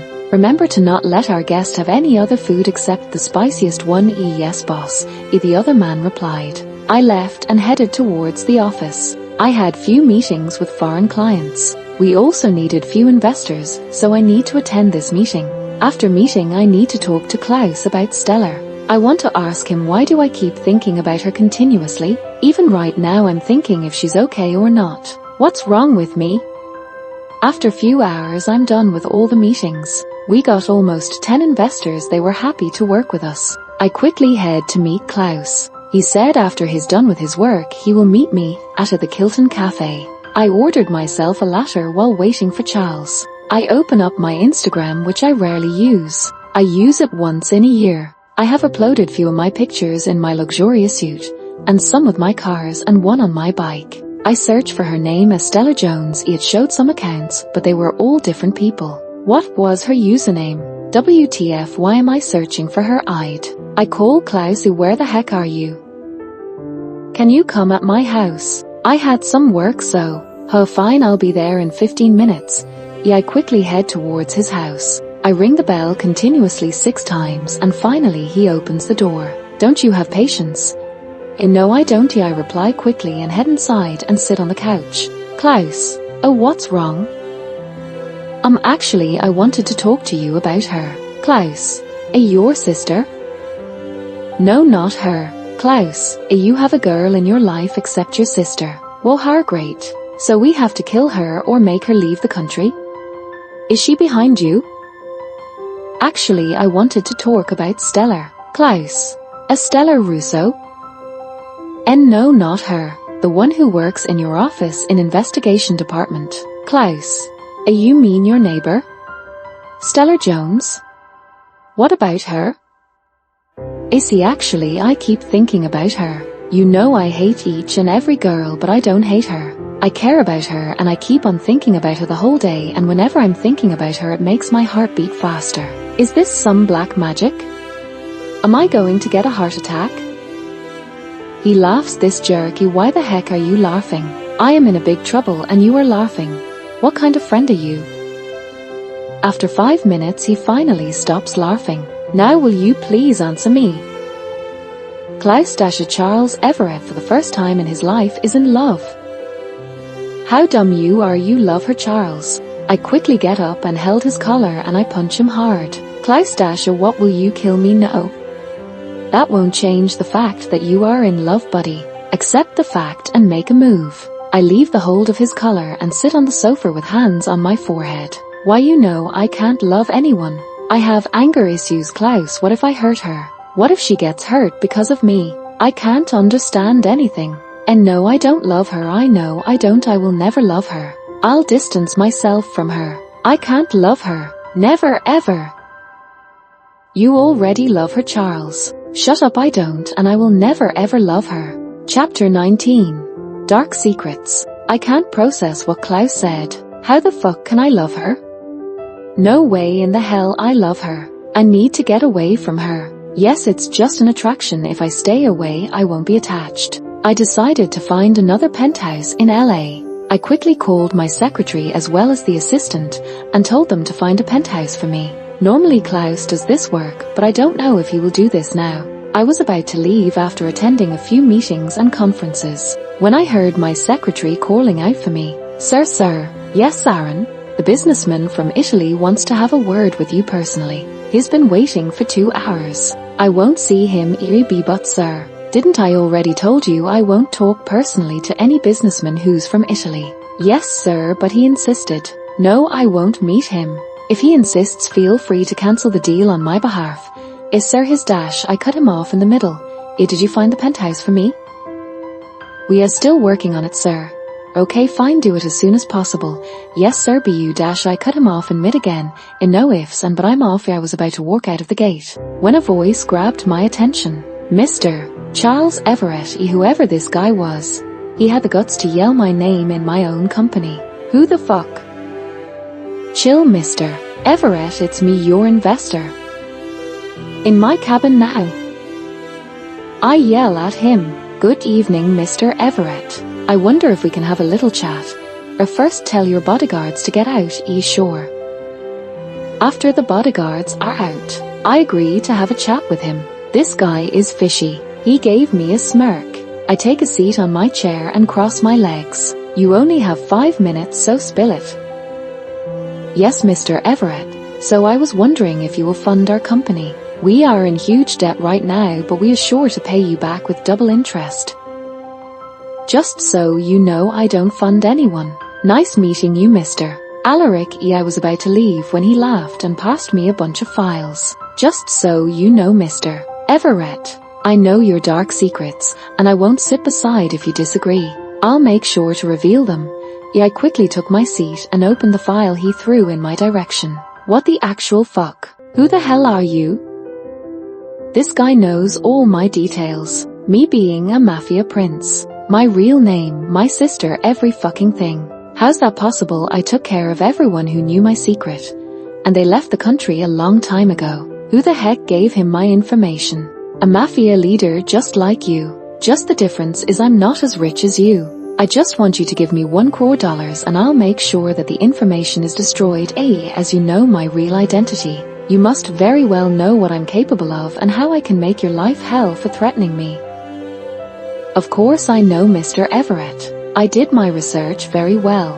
He flips open his cell and shows me a picture. It's my sister lying on the hospital bed surrounded by his men. How the fuck did he got into the hospital room? I kept 15 bodyguards there then how?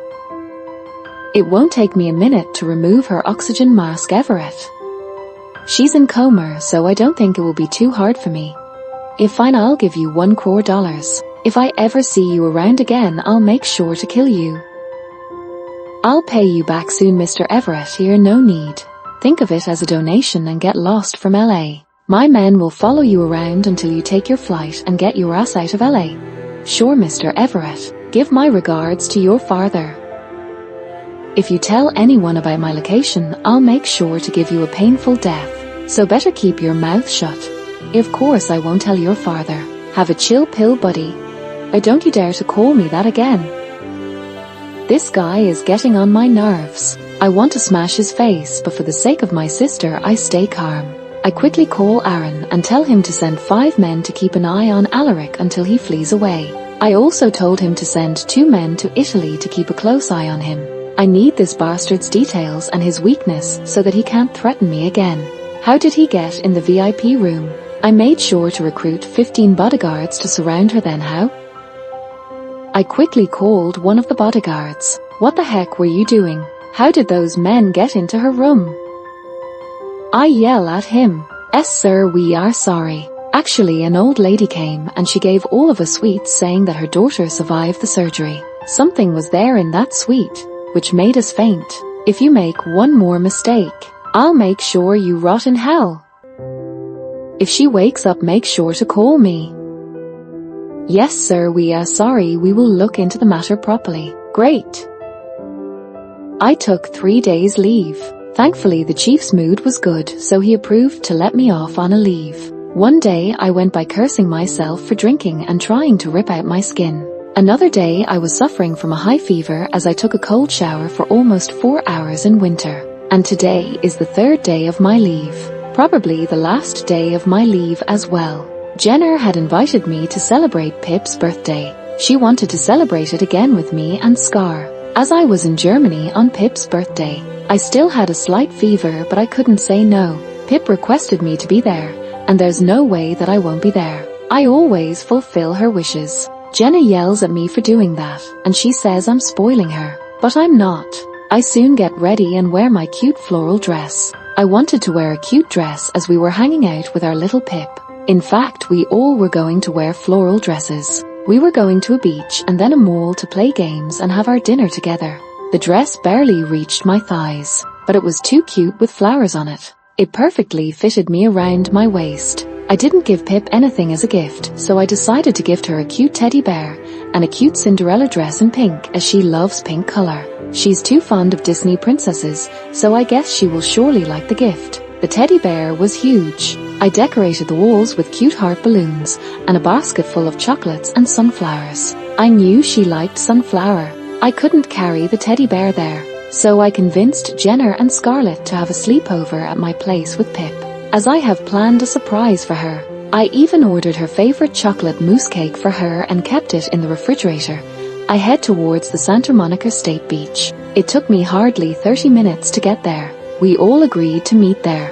I looked around the beach and saw Jenna and Pip playing splashing water at each other. They were wearing matching dresses. Both of them looked so happy. I couldn't stop myself from clicking their pics. I clicked thousands of pics. They didn't know I was here. After a few minutes they got to know I was here clicking their pics. Pip came running towards me and hugged me. I showed her the photos I clicked. It was pics when they were splashing water at each other, holding hands, one of Jenna kissing Pip and another one of her carrying Pip on her waist. Pip jumped with happiness when she saw the pics. Thankfully, she loved them. She came and hugged me with her little hands around my neck and her legs wrapped around my waist. She kissed me on my cheek. I too kissed her on her cheek and we giggled. She went down and then back to Jenna. "Stella, tell me, how do we look?"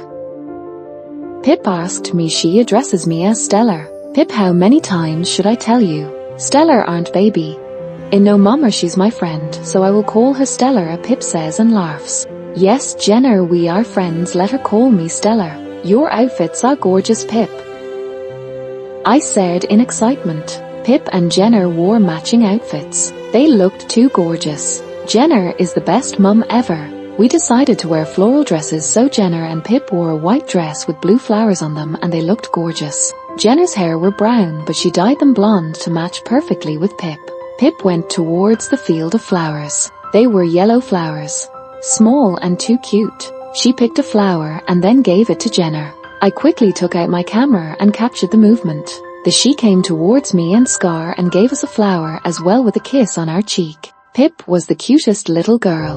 She cared about others. She helped her friends and was always kind, just like us. After playing a little with Pip, we head towards the mall to shop a little for Pip and to grab some pizzas. We all are crazy for pizza. We head towards the Lakewood Center. It's our favorite mall. We play a lot of games to accompany Pip, dashing car, bowling, and many more. After that we grabbed our pizza, Coke, garlic bread and all. We stuffed the pizzas into our mouth. I couldn't eat much, I was feeling nauseous. I just ate 2 slices of pizza and yet I was about to throw up, so I rushed towards the washroom and puked. I saw Jenna's text and meet us in the parking lot. See you there asterisk adds a kissing emoji asterisk. I quickly head towards the parking lot. I can't wait to see Pip's reaction when she receives my gift. We reach my apartment in 30 minutes, and I quickly close Pip's eyes with my hands. I know, Stella, you have a surprise for me. Come on, let me see it. Or wait, baby. Yoki, Stella, as she replies and lets out a chuckle. As soon as we enter the hall, I tell Jenna to turn on the lights. I take my hand off from Pip's eyes and wait for her reaction. She makes a EOE with her mouth and then hugs me. I love you, Stella. Thank you so much. Anything for you, baby. I give her the dress and then she quickly changes into the pink dress with bows on it. She looked just like a princess, but one thing was missing. I quickly head to the bedroom and bring her a crown and her magical stick. I place the crown on her head. She was looking a real princess. I brought her the mousse cake. We cut the cake again and dance a lot. She loved her teddy bear and chocolates. She hugged her teddy and slept with him. I too slept with my boo. I can never sleep without Boo from my childhood. I have slept with him. He's too old and he's dirty as well. His ears were torn, but I stitched them again and used my Boo. After having a perfect birthday party and a sleepover, I had to go to office today. I rushed towards the office, wore my heels, my watch, put on my lip gloss and went ahead. After a hectic day at work, I'm finally off. Lexi gave me a cup of tea. I'm a rare one cause I hate coffee. Even the smell of coffee makes me wanna throw up. After drinking the tea, Lexi hugged me. Or this girl. I hate people being touchy, but she keeps hugging me. Like, how do I say that I hate it? I didn't brought my car today. Jenna dropped me at my office while dropping Pip to her school. I will probably walk to my house. I plugged in my headphones and turn up the volume and walk. It will take me 45 minutes to reach there, but that's fine as I don't exercise these days, so walking will help me a little. I stopped by a shop to buy myself a ice cream. I have to eat something while walking. It's a habit. I walked while eating ice cream. Suddenly I could feel a handkerchief on my nose and mouth. Who the heck is this? I try to turn around to look at the person, but instead I faint. There was something on that cloth for sure which made me faint. My ice cream fell on the ground. I could barely see anything. It was all blurry and blackish. Am I kidnapped? No, God, please, I begged before I'm fully unconscious. Chapter 20. Kidnapped. I went to my wine cellar to grab bourbon. I pour myself bourbon and start drinking. I just can't process things. Didn't I hate her? Then how do I love her now? It's all messed up. I can't even stay away from her. My dumbass employees can't even find a good penthouse. So I'll have to be here for another month. Until I find a good penthouse for myself. Leo sits beside me and looks at me with those puppy eyes. He always finds out when I'm sad and angry. He refuses to play and just sits there staring at me. I open my Insta and start searching for her username again, but still nothing. What's her username? It's making me hella angry that I can't find her. I need to hack into her mobile to do so. Wait, why the fuck, why would I do that? She's nobody to me. I won't do that at all. I almost drank 4 glasses of bourbon. It's 3:00 a.m. so I decide to sleep on the couch that's in the wine cellar. I was too drunk to walk all the way to my bedroom. After sleeping for just 4 hours, I woke up to go to gym. My phone buzzes, but instead I ignore it. After getting ready, I check my phone. It was an unknown number. I opened the text thinking it was spam, but instead I saw a text that I wasn't expecting at all. Stella's photo in which she was tied up to a chair, unconscious with a cloth on her eyes as well as her mouth, followed by a text. Hey Richie Rich. If you want your neighbor alive, be here right now. What the heck do you want? I reply quickly, confused as hell. Nothing mate, just ownership of your company. He says with a calm tone. He wants the thing I love the most. My company. I worked my ass off to build it. But I don't care for her, I'll do it. I quickly get all the papers and call a lawyer and head to the location he texted me. Yes, I shall transfer the ownership to him. I gained consciousness, but all I can see is dark. Everything black. There's a cloth on my eyes as well as on my mouth. I struggled to remove it, but instead I failed miserably. I tried to make noises. TSK, struggling to get out. Brave cop here, I move my hands and legs with all the force. I can feel a hand on my neck which sends shivers through my body. He finally opens the cloth covering my eyes. It takes me a few minutes to adjust to the light. I blink a few times and now I can see everything clearly.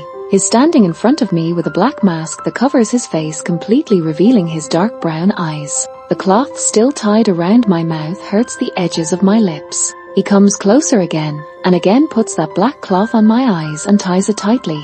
This man, why is he doing it? What does her want? I don't fear death at all. I'll smile and welcome death, but if it comes to take away my loved ones, I'll fight with it. I will look into the eyes of death and face it with a smile. I'm already freaked out with life's unexpected turns and twists. It hurts a lot to survive each day when all you want is to die. To escape, peace is stellar darling, you'll soon be off, don't worry. Kidnapped, wrong stellar. Sorry, what the heck, if he wanted to let me go, why did he kidnap me? I could feel something against my nose. Oh shit, was chloroform again. I'm gonna faint again, fuck. Why is he doing this? What's his purpose? Soon before I could think further, I fainted. I soon rushed to the location the kidnapper texted. He was standing right there with a black mask on his face that revealed his eyes. There she was behind him, stuck to the chair, her blonde hair falling on her face, covering her face. The first and the last girl who stole my heart is lying there unconscious. I won't spare that bastard who touched her. I will rip out his limbs and make sure he suffers. I quickly throw the papers on his face and tell him to sign. My company is yours now, sign those documents and let her go. TSK protective enough? He laughs saying this. What's your problem? I'm giving you my company, what do you want now? Your confession, mate. Is saying this, he removes the black mask covering his face and turns around facing me. Whoa her, it's none other than Klaus. This jerk. What the fuck, Klaus? Sorry, buddy, had to push you. Explanation now. I yell at him. Look mate, you wouldn't accept your feelings if I hadn't done this. Think about it. You love your company more than anything in this world, and yet you were ready to give it up just for her. Just accept it, Charles, that you love her. He steps forward and kept a hand on my shoulder, consoling me. But Klaus, you know I'm not capable to love anyone. You know I can hurt her. I have anger issues. What if she gets to know I'm in the Mafia and I'm a killer? She will hate me, Klaus, and she already hates me. I brushed off his arm lying on my shoulder and stepped back, holding my head in both hands. You can win her, mate. How do I explain her? She's the first girl for whom my heart skipped the beat. She will be the first and last I will love. Will she love me? I can die for her and kill for her, but I want her. I can't force her, Klaus. I want her to feel the same towards me, but she hates me, Klaus. She hates me to a great extent. I pause and sob. If I had to choose between breathing and loving her, I would use my last breath to tell her I love her. I have never loved anyone, Klaus. I don't know what love is. Will I be enough for her? We heard her groan and I rushed out of the room and dragged Klaus as well and locked the room she was in. We can't let her know that you kidnapped her. She will hate me more. I already arranged the whole thing, buddy, chill. Is saying this, he tucks his hand into his pockets and takes out a phone with a grey case. It was Stella's. I recognized it as she left it in my penthouse a few days ago. What are we doing, Klaus? We are calling her friend and telling them we kidnapped wrong girl and we are off. Whoa, or worst idea, Klaus, or what, buddy? Her friends will get stressed and take 1 hour to be here. Oh shit, her eyes still have the black cloth around? Yeah, they do.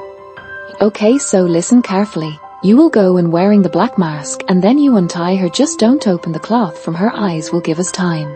Leave her cell phone there and run outside. I'll be here with my car. Okay, coolly. He went in and did the thing I told him to. He soon came out rushing towards my car. I kept the door open for him to hop in quick. He did, and I took a U-turn. Why are you taking a U-turn? The direction for penthouse is opposite. Do you think I'll let her go alone? Okay, so we are following your future wife, or shut your mouth or I'll punch you. Okay, bossy. I parked the car and is behind the wall. She rushed out that door with her mobile. Glad she saw it. She was calling someone.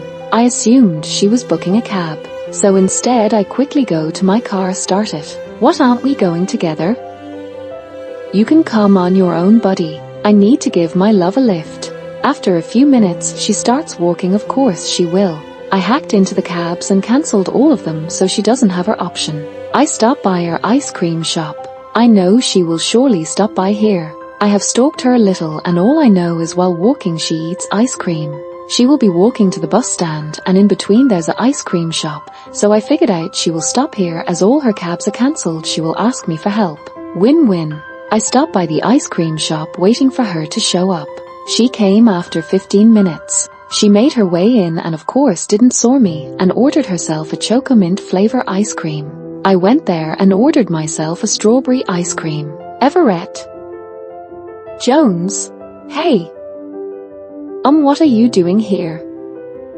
That's the question I must ask you. I was here for meeting. What about you? I was here to meet a friend of mine. Oh, I see. Is she lied? Of course she won't tell me that she was kidnapped. I leave the ice cream shop after getting the ice cream. She comes behind me as I expected. EVERETT, do you mind if I take a ride with you? My car broke and no cabs are available at the moment. You'll have to make up for that, Jones. I'll treat you to dinner, she says with excitement. Yes, so I'm going on a dinner date with her. Whoa, better do that. She takes her sit beside me. I made sure that she sits beside me. I kept many boxes on the back seat to make her seat in front with me. The trip was silent. She laughed and giggled looking at the mobile, which made me too jealous. Soon we reached the Orchids. Thanks for the ride, Everett. You owe me dinner. Tomorrow at 8 p.m. Don't be late. Any restaurant of your choice. Make sure it's 5 or 7-star. I tease her. Yes, Everett. I'll make sure to poison your food. She whispers enough for me to hear. Try me, love.